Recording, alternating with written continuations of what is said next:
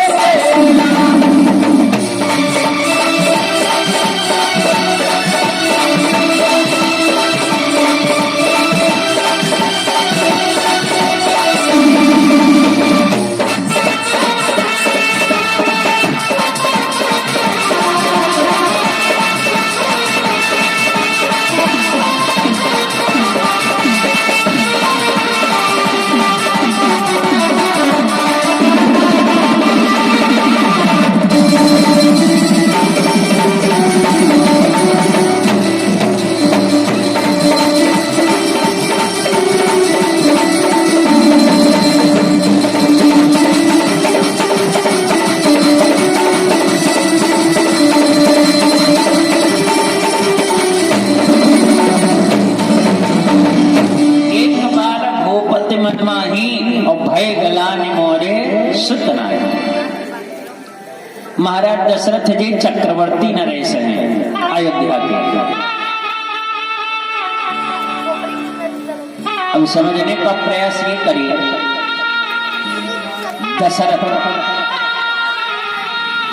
दशरथ कौन है?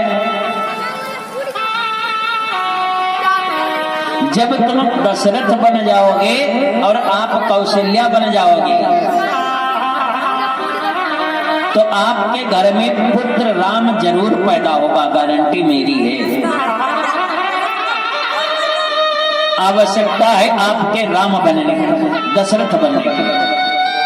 दशरथ बनो, आप दशरथ बनो, ये कौशल्या बने, आने वाली संतान जरूर राम होगी। दशरथ बोले तो 5 कर्मेंद्री और 5 ज्ञानेंद्री प्रत्येक मानव के पास होती है। अच्छा 5 कितना हुआ? 10। तो 5 ज्ञानेंद्रियों से और 5 ज्ञानेंद्रियों से जो समर्पित हो जाता है, बस में कर लेता है ज्ञानेंद्रियों को काम और कामेंद्रियों को, वही दशरथ बन जाता है, वही दशरथ बनता है। और जब व्यक्ति दशरथ बन जाता है तो उसकी पत्नी कौशल्या, कौशल्या किसको कहते हैं? बोले कौशल्या है भक्ति। आप दशरथ बनो और ये कौशल्या बने तो पुत्र जरूर राम होगा। अच्छा आप रावण बनो, ये शूर्पणखा बने, पुत्र राम होगा? कभी नहीं होगा। ये मंथरा बने, आप विभीषण बनो, तब भी पुत्र राम नहीं होगा। पुत्र तभी राम होगा जब आप दशरथ बन जाओ, ये कौशल्या बन जाएगा। रामचरितमानस कोई पढ़ने वाली चीज नहीं है। मैं बार बार कहा करता हूं, रामचरितमानस जीवन में उतारने वाली चीज है। राम कथा हमको जीना सिखाती है तो भागवत कथा हमको मरना सिखाती है। राम की तरह जीवन जियो और भागवत की तरह मरो तो जीवन समर जाएगा।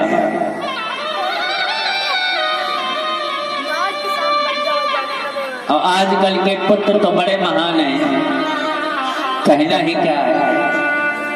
पुत्रों के बारे में कलयुगी संतानें, एक लाइन याद आ गई,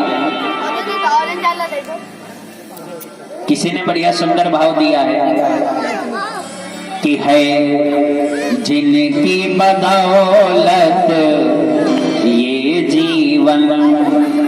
अरे जिन माता पिता की कृपा से हम इस दुनिया में आए हैं,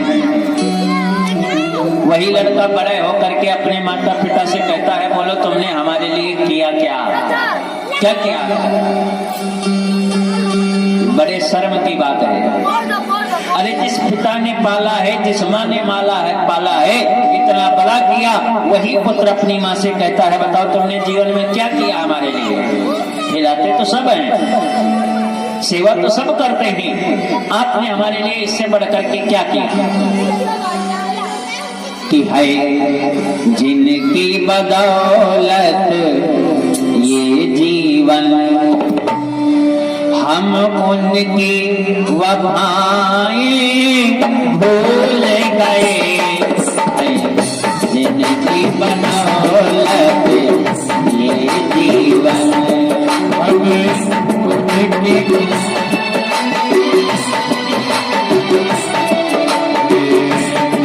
ये जीवन, हमें उनकी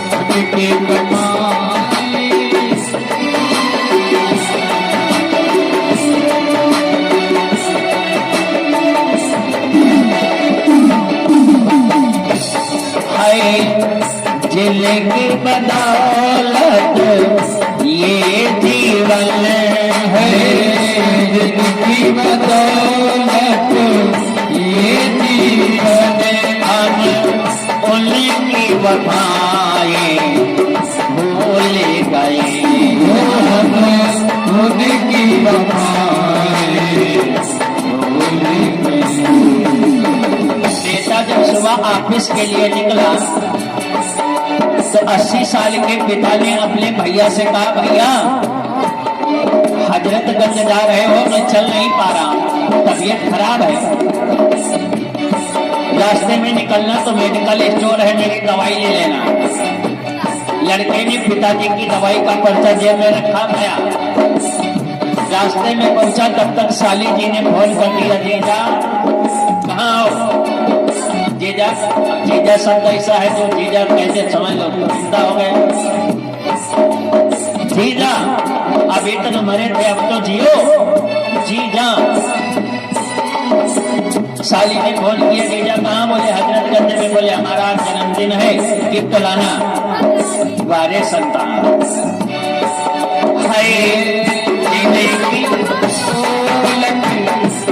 ये जीवन, हम उनकी वफाएं भूल गए। हुआ क्या। साली का जन्मदिन याद रहा, साली का जन्मदिन याद रहा। साली का जन्मदिन याद रहा। पापा की दवाई भूल गए।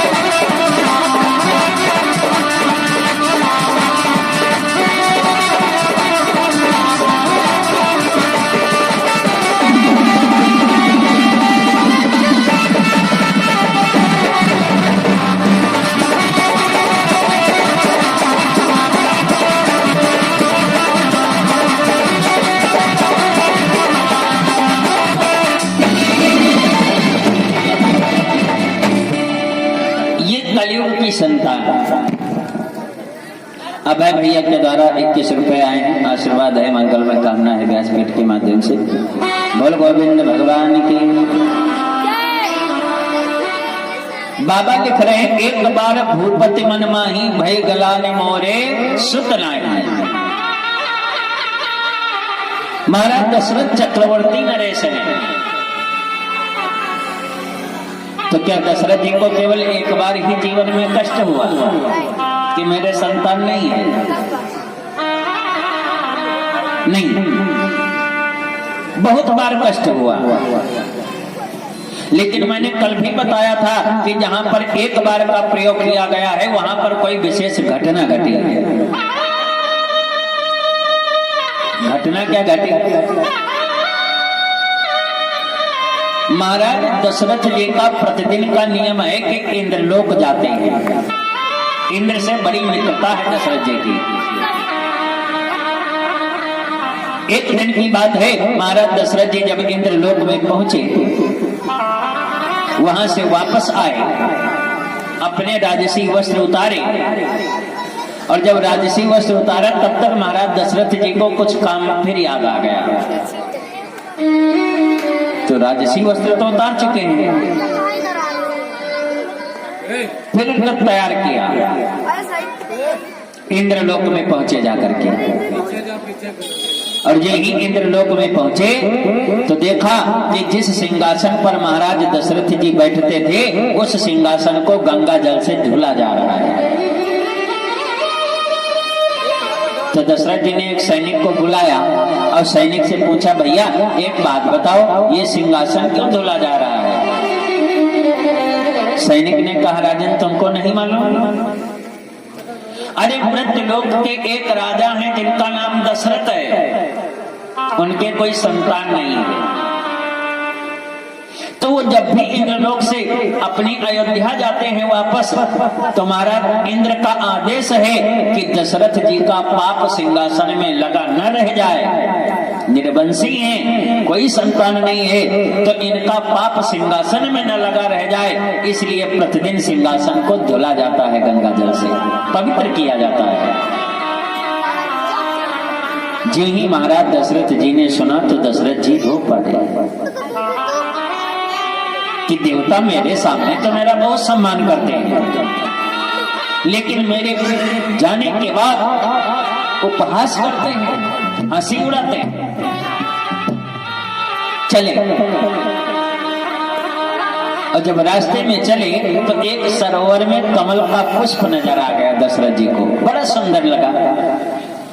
तो दशरथ जी ने मन में विचार किया, लाओ इस कमल के पुष्प को हम तोड़ लें, ये देवताओं की पूजा में काम आएगा, शिवार्चन में काम आएगा।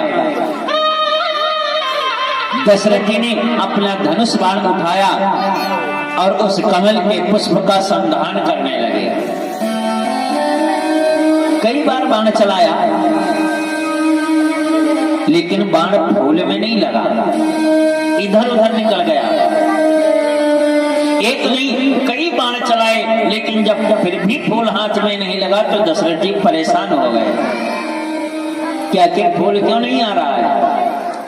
तो फूल भी अट्टहास करके हंस पड़ा, और कमल के पुष्प ने कहा, राजन मैं निर्वंशियों के हाथ में नहीं आता हूं, तुम निर्वंशी हो, मैं निर्वंशी के हाथ में नहीं आता हूं, जाओ राजन कोई दूसरा पुष्प चुनो जाकर के। यही महाराज दशरथ जी ने सुना तो दशरथ जी फफक करके रो पड़े। देवता भी मेरा उपहास करते हैं, पुष्प भी मेरा उपहास करता है, इसका मतलब मेरी प्रजा भी मेरा उपहास करती होगी, संतान नहीं है।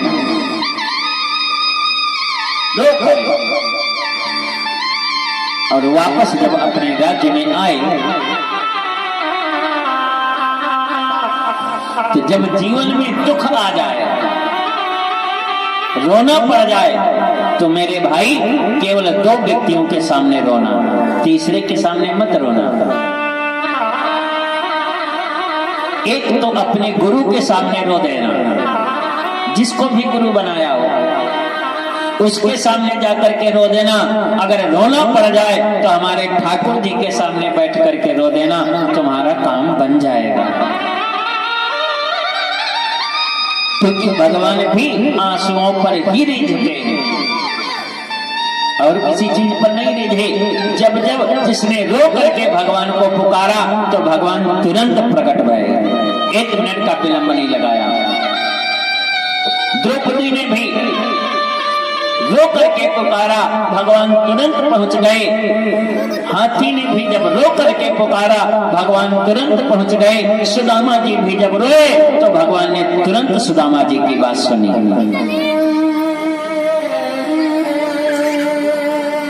जब तक आंखों से अश्रुपात नहीं होता है तब तक भगवान रिझते नहीं है। रो करके पुकारा। सारा संसार रोता है, लेकिन ईमानदारी से बताओ, क्या आज तक कोई भगवान के लिए रोया? कोई नहीं रोया। जब तुम संसार वालों के लिए रोओगे तो आंख से जो आंसू निकलेगा वो गर्म निकलेगा। कभी प्रैक्टिकल करके देख लेना। जब संसार वालों के लिए रोगे तो आंख से आंसू जो निकलेगा वो गर्म निकलेगा, लेकिन जिस दिन तुम ठाकुर जी के लिए रोगे, भगवान के लिए रोगे, तो आंख से जो आंसू निकलेगा वो ठंडा निकलेगा। इतना अंतर है। भगवान तो कहते हैं कि भक्तों से ज्यादा तुमको, भक्तों से ज्यादा तुमको कोई भी प्यारा, कोई प्यारा ना हुआ। तो जिसने दिल से पुकारा बेसहारा ना हुआ।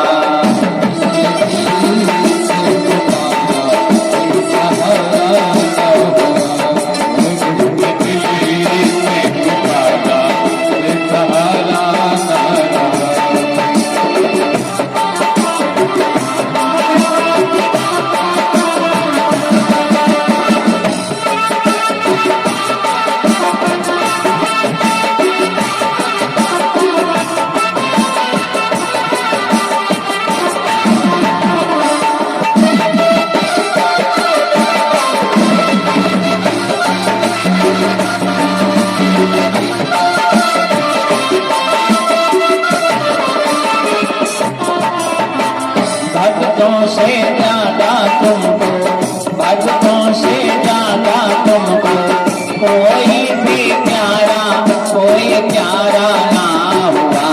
जिसने दिल से पुकारा बेसहारा ना हुआ। जिसने दिल से पुकारा बेसहारा ना हुआ।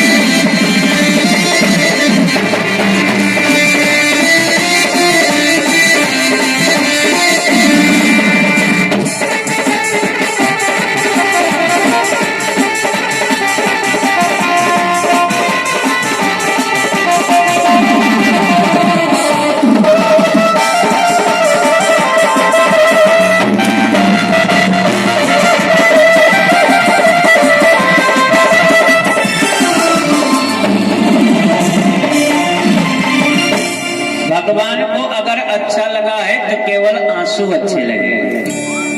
रो करके पुकारो, भगवान हर एक मनोकामना पूरी करेंगे। दशरथ जी को भी बड़ा कष्ट हुआ, रो पड़े। अब कहाँ पहुंचे? बाबा लिख रहे हैं कि गुरु गृह दाये हो तुरत माही पाला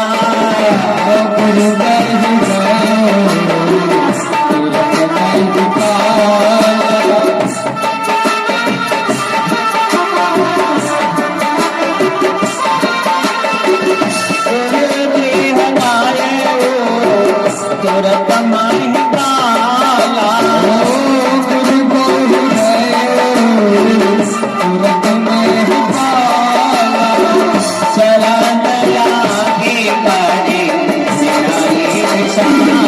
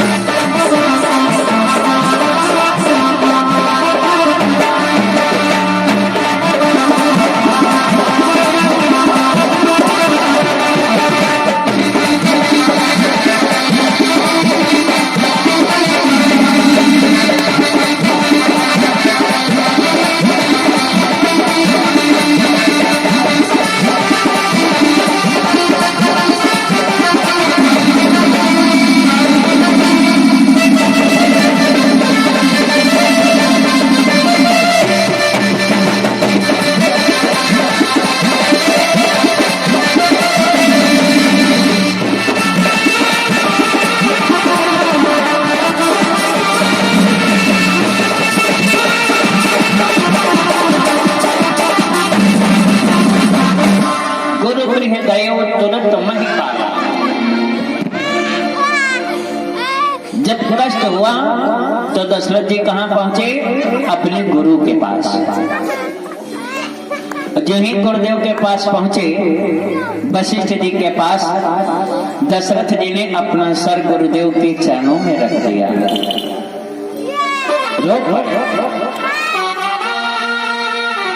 जो ही रोए तो दशरथ जी, महाराज वशिष्ठ जी ने दशरथ जी से पूछा, राजन तुम तो चक्रवर्ती राजा हो, चक्रवर्ती नरेश हो, दसों दिशाओं में तुम्हारा राज्य है, बताओ अपने रोने का कारण तो बताओ। क्या नाम है माता जी? नाम बता दो।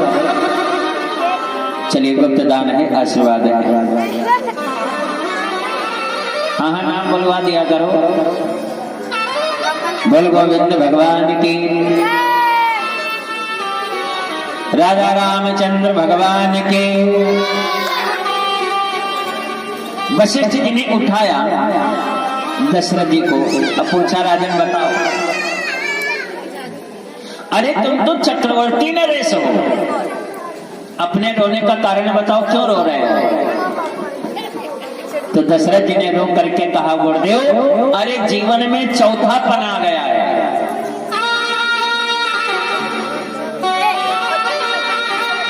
और चौथापन आते आते मेरे कोई भी संतान नहीं हुई है। अयोध्या का सिंहासन सोना है, हमारे बाद अयोध्या का राजा कौन बनेगा? गुरुदेव आप कृपा तो करो हमारे ऊपर। जब भी गुरु के पास जाओ तो गुरु को सुख भी अपना बताओ और दुख भी बताओ। महाराज दशरथ जी ने सुख भी बताया और दुख भी बताया।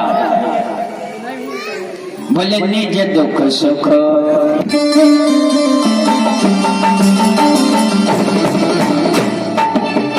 निज दुख सुख सब गुरु ही सुनावा, गुरु ही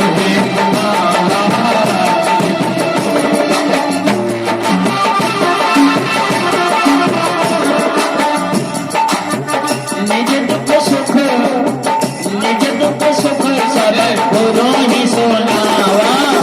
कही वशिष्ठ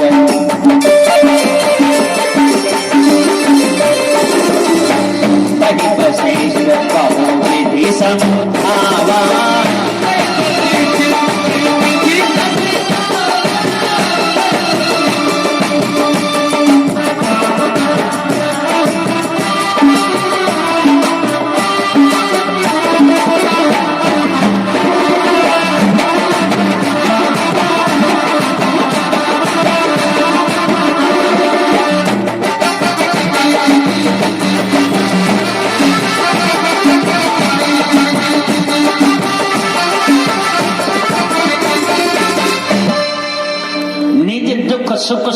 गुरु ही सुनावा।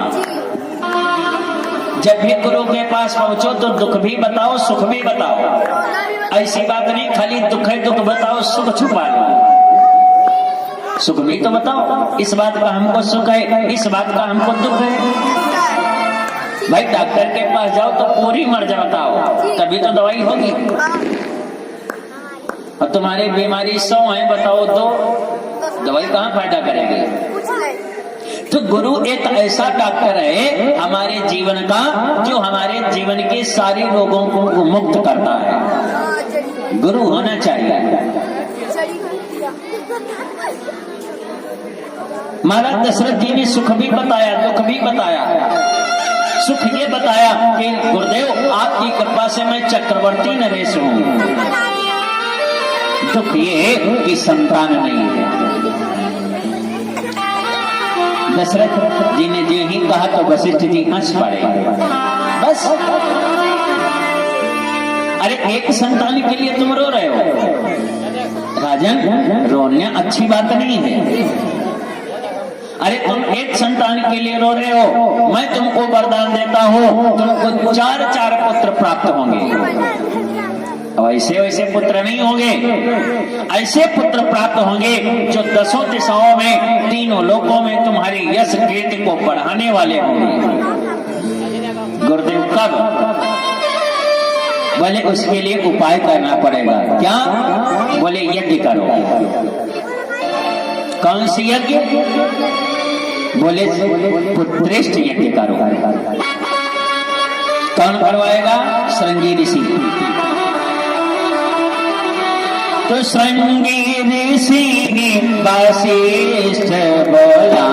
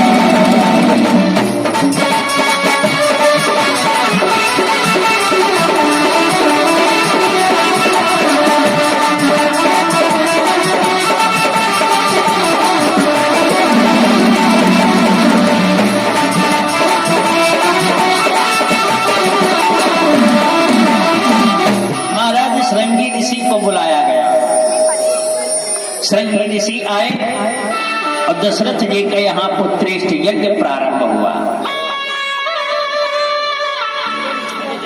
यज्ञ संपन्न हुआ। अच्छा यज्ञ से होता क्या है? बोले होता है सारे विश्व का कल्याण यज्ञ से।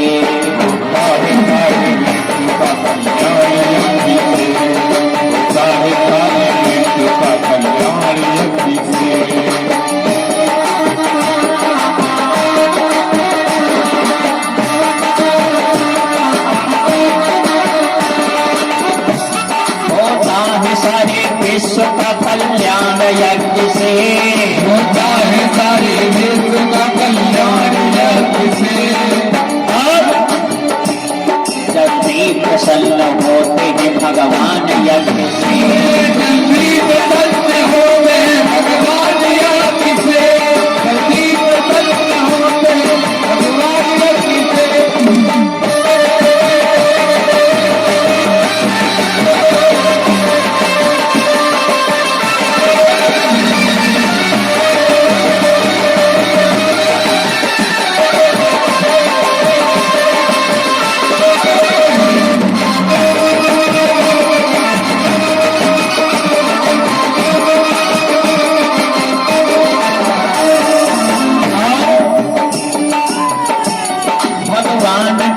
यज्ञ है भगवान यज्ञ का, भगवान का ये यज्ञ है भगवान यज्ञ है, भगवान का ये यज्ञ है भगवान यज्ञ का, भगवान का यज्ञ है भगवान यज्ञ का। होती है सारी मुश्किलें आसान यज्ञ से, होती है सारे यज्ञ से भगवान होती है सारी मुश्किलें आसान यज्ञ से, होती है सारी मुश्किलें आसान यज्ञ से। जब भी प्रसन्न होते हैं भगवान यज्ञ से, सत्य होते हैं भगवान यज्ञ से, सत्य होते हैं भगवान यज्ञ से।